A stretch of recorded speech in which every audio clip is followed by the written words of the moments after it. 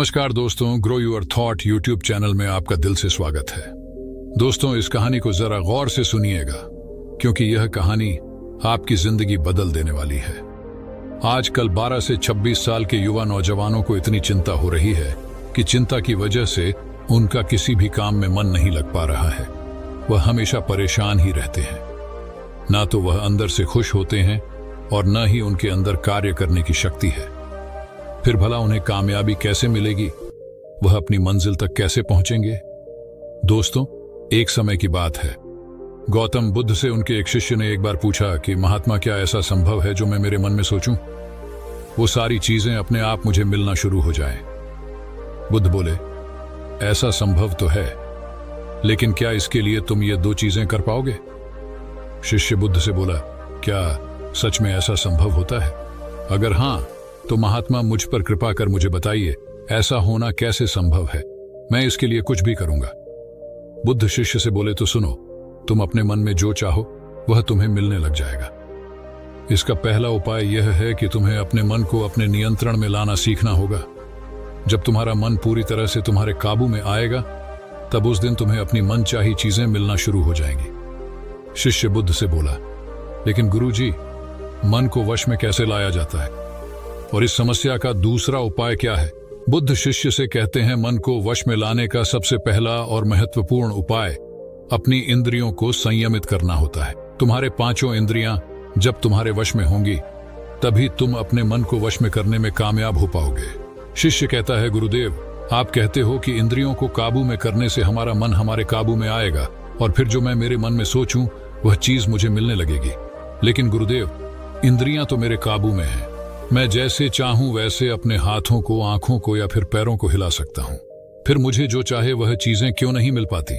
बुद्ध शिष्यों से कहते हैं, बालक, तुम अपने पांचों इंद्रियों की क्रिया के बारे में अपने मन में विचार कर रहे हो, लेकिन अपने पांचों इंद्रियों को अपने काबू में रखने का असली अर्थ यह है कि तुम्हें किसी भी भौतिक चीज का मोह न रहना। जब मनुष्य के मन के अंदर अलग अलग प्रकार के मोह उत्पादित होते हैं, तब उसका मन उन चीजों को देख दुखी होता है, जिस वजह से वह व्यर्थ की चिंता में फंसता चला जाता है। वहीं जिस इंसान का मन उसके काबू में होता है, ऐसा व्यक्ति किसी भी प्रकार के मन के छलावे में न फंसकर अपने लक्ष्य की ओर अग्रसर होता है और वही व्यक्ति जीवन में आगे जाकर अपने लक्ष्य को पूरा कर जीवन में सफल बन पाता है। शिष्य कहता है, हे महात्मा, मन को वश में करने का सही उपाय क्या है? किस प्रकार मैं अपने मन को अपने वश में ला सकूंगा? और गुरुदेव, दूसरा उपाय क्या है जिससे मैं अपनी मनचाही चीजों को पा सकता हूं? बुद्ध शिष्य से कहते हैं, तुम्हें अगर अपने मन को वश में करने का उपाय पता करना है तो तुम सामने दिख रहे पेड़ के नीचे 1 महीना हर दिन 2 घंटों के लिए मौन रहकर ध्यान करना होगा।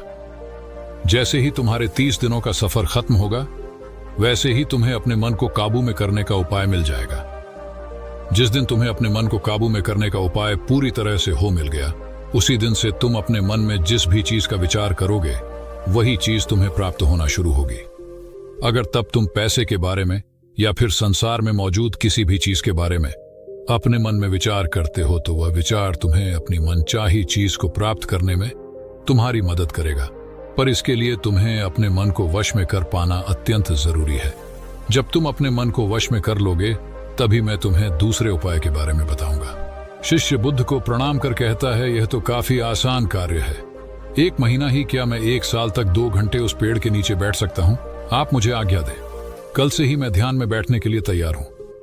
बुद्ध शिष्य से बोले, ठीक है, तुम पहले 30 दिन उस पेड़ के नीचे मौन रहकर ध्यान करके दिखा दो, फिर हम आगे बात करेंगे। उस शिष्य को लगता है, गुरुदेव ने तो मुझे बहुत ही आसान कार्य सौंपा है, इसे तो मैं आसानी पूर्वक कर सकता हूं, इसमें कौन सी बड़ी बात है? 1 महीना पेड़ के नीचे ध्यान ही तो लगाना है, इसे तो मैं आसानी से कर सकता हूं। शिष्य दूसरे दिन गौतम बुद्ध को प्रणाम कर उस पेड़ के नीचे मौन रूप से बैठ गया। 3-4 दिन तक ऐसे ही चलता रहा। शिष्य हर दिन बुद्ध के पास जाता है, उनको प्रणाम करता और उस पेड़ के नीचे जाकर मौन रूप से ध्यान करना प्रारंभ करता। लेकिन जब छठे दिन रोज की तरह शिष्य उस पेड़ के नीचे बैठने गया, तब उस समय उसका मन बेकाबू होने लगता है। उसके मन में अलग अलग चीजों के विचार आना शुरू होते हैं। उसने अब तक जिस लोगों से बुरा बर्ताव किया, अपने साथ गुरुकुल में प्रश्रय भाइयों को उसने हर बार कैसे मूर्ख बनाया और अपनी तारीफ करने के लिए गुरुजी को कब कब झूठ बोला। इन सारी बातों के विचार उसके मन में उत्पादित होने लगे, जिससे उसका पूरी तरह ध्यान में मन लगना बहुत ही मुश्किल होने लगा। थोड़े दिन बीते, आज उस शिष्य का मौन रहकर ध्यान करने का 17वां दिवस था, लेकिन उसके मन में बार बार आते हुए गलत विचार उसे ध्यान को ठीक से करने नहीं दे रहे थे। इसके लिए उसने मन में निर्णय किया, मैं समस्या का हल गुरुदेव से पूछता हूं, उन्हें इसका हल जरूर पता होगा। 18वें दिन उसके मुंह पर आ रहे भाव देखकर बुद्ध पहले ही समझ चुके थे कि आज यह सिर्फ प्रणाम करने नहीं आया है, अपितु किसी समस्या का हल पूछने आया है। शिष्य बुद्ध के पास जाता है और कहता है, महात्मा, आपके बताए अनुसार मैं हर रोज 17 दिनों से उस पेड़ के नीचे ध्यान लगाने बैठ जाता हूँ। शुरुआती दिनों में मैं जब ध्यान लगाने बैठता था, जब मेरा मन पूरी तरह लगता था, लेकिन अब उस पेड़ के नीचे जब मैं अपना ध्यान लगाने बैठ जाता हूँ, तब मेरा ध्यान अच्छे से नहीं लग पाता है। मेरे मन में अलग अलग प्रकार के विचार आते हैं। जो विचार मुझे आते हैं उनके बारे में सोचकर मुझे अपनी सोच के ऊपर गुस्सा आने लगता है। मैंने अपने गुरु भाइयों के साथ कितना गलत किया, कितनी ही बार मैंने आपसे प्रशंसा के खातिर झूठ बोला। ये सभी गलत विचार मुझे अंदर से दुखी करते हैं और मेरा ध्यान टूट जाता है। मैं सोचने लगता हूं कि मैं कितना गलत था जिसकी वजह से मेरा ध्यान पर मन लगता है, और मैं ध्यान करते समय इन्हीं विचारों से जूझता रहता हूं। महात्मा, मुझ पर कृपा करें और मुझे इन गलत विचारों को अपने मन से पूरी तरह खत्म करने में सहायता कीजिए। बुद्ध शिष्य से कहते हैं, तुम्हें जब मैंने पहले दिन मौन रहकर पेड़ के नीचे बैठने के लिए कहा था, जब तुम्हारे मन में किसी भी प्रकार के विचार नहीं आ रहे थे, लेकिन अब 18 दिन बीतने के बाद तुम्हारे मन में अपनी गलतियों के विचार उत्पादित हो चुके हैं, जिसका कारण एक ही है। जब तुम अपने गुरु भाइयों के साथ मस्ती करते थे और सबको अपनी तारीफ करने के लिए झूठी कहानियां सुनाते थे, तब तुम शांत रह रहे अपने मन से बातें न कर पाए। पूरे दिन गुरु भाइयों के सामने बधावा करने में समय व्यतीत करते थे, लेकिन जब तुमने अपने अंदर अपने मन से बातें करना प्रारंभ किया तो तुम्हें अपने आप ही अपनी गलतियों के बारे में विचार आने शुरू हुए, जिसका कारण एक ही है। व्यक्ति अपने आप से किसी भी सवाल को पूछता नहीं है। लोग शांत रहकर खुद से बात करना पसंद नहीं करते और दूसरों से अपनी समस्याओं का हल पूछकर उदास होते हैं। जब इंसान अपनी किसी भी प्रकार की समस्या का हल शांत रहकर अपने आप से पूछता है, तब उस वक्त उस व्यक्ति की बुद्धि खुद ब खुद उस समस्या को हल करने का रास्ता उस इंसान को बताना शुरू करती है। जब तुम अपने आप से बातें करना प्रारंभ करते हो, तब तुम्हें खुद की अच्छाइयां और बुराइयां दोनों दिखना शुरू होती है, जिसका फायदा तुम्हें भविष्य में होना शुरू होता है। यानी जब तुम्हें अपनी गलतियां दिखती है, तब तुम उन पर शांति से काम कर अपने आप ही आगे बढ़ना शुरू कर देते हो। क्यों?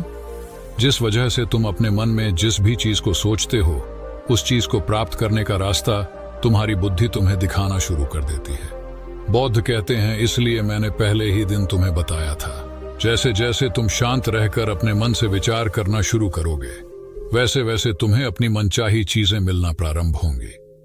शिष्य बुद्ध से बोला, गुरुदेव, आपने मुझे दूसरा उपाय बताने का भी वादा किया था। मुझे लगता है वह उपाय से आसान होगा। कृपा कर मुझे दूसरा भी उपाय बताइए। बुद्ध शिष्य को बोले, मैं तुम्हें दूसरा उपाय तुम्हारे 30 दिन पूरे होते ही बता दूंगा। शिष्य बुद्ध को निराशा भरी नजरों से देखता है और वहां से चला जाता है।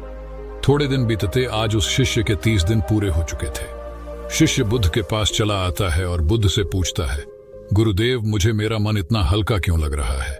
आज मेरे मन में पहले से कम विचार आते हैं और मेरे मन में किसी चीज को प्राप्त करने का मोह भी नहीं है। लेकिन गुरुदेव, दूसरा उपाय क्या था जिसे आपने उस दिन नहीं बताया? बुद्ध शिष्यों से कहते हैं, दूसरा उपाय था ही नहीं। बस मैंने तुम्हें इसलिए दूसरे उपाय के बारे में बताया था क्योंकि तुम ध्यान के इस 30 दिन में भटक न जाओ। तुम अपने ध्यान के इन दिनों पूरी तरह से खत्म कर पाओ, जिससे तुम्हें अपने अंदर की आवाज को पहचानने में मदद हो और तुम जान सको कि ऐसा संभव है कि जो तुम चाहो वह तुम्हें मिल सकता है। लेकिन अपने मन को वश में करने के बाद इसके रास्ते और भी ज्यादा आसान हो जाते हैं। इसलिए इंसान का मन अगर उसके वश में हो तो वह अपनी मनचाही चीज को प्राप्त करने में समर्थ रहता है। वह कहते हैं ना, मन के जीते जीत और मन के हारे हार। इसलिए मन को काबू में करना सीखो, शांत रहो, हर दिन ध्यान करो, एक्सरसाइज करो, तभी तुम्हारी दिनचर्या बदलेगी। जब तक तुम अपने मन को शांत नहीं कर लेते, तब तक तुम जीवन में कुछ भी नहीं पा सकते। कुछ पाने के लिए मन का शांत होना जरूरी है, और तब तुमको हर वह चीज मिलेंगे जो तुम सोचोगे। दोस्तों, इस कहानी को आप अपने परिवार या मित्रों के साथ शेयर करके उन्हें भी बुद्ध के ज्ञान से अवगत करा सकते हैं। और अगर ये कहानी आपको अच्छी लगी हो तो इस वीडियो को लाइक करें, और ऐसी और कहानी सुनने के लिए अपने YouTube चैनल को सब्सक्राइब करें। तो दोस्तों, मिलते हैं हम आपसे ऐसी ही एक और प्रेरणादायक कहानी के साथ। तब तक के लिए अपना ख्याल रखें। धन्यवाद। नमो बुद्धाय।